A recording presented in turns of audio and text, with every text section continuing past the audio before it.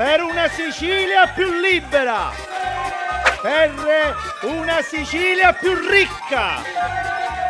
Votate Franco Mangia, per gli amici Mangia Franco.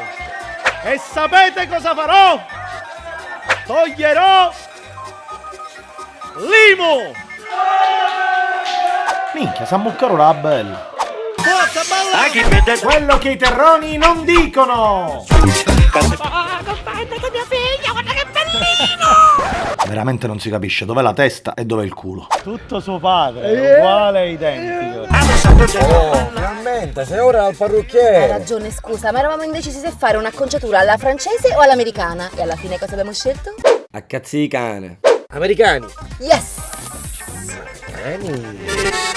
Amore, guarda, ho progettato tutto. Questa è la chiesa dove ci sposeremo. Questa è la nostra limousine. Guarda quanto è figa. Questa è la villa dove ci sposeremo. E questa è la nostra casa dove avremo tanti figli e raccoglieremo tanta cacca. Lo so cosa stai pensando. Ma cu cazzo mu fece fare?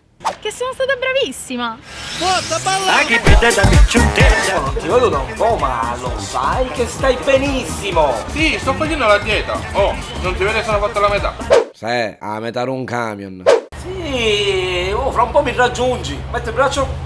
Uguale. Uguale. Ma te ne rende conto che senza assicurazione non si può circolare? Qua ci sono almeno 2000 euro di multa. Minchia, forse è meglio che punto sulla pietà. Io non c'ho un soldo, ma come faccio? Mia figlia non mangia da 2 mesi, per favore, non può chiudere un occhio.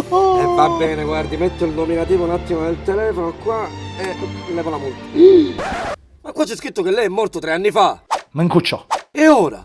Che si fa? Organizziamo il funerale? Che? Scendere alla macchina.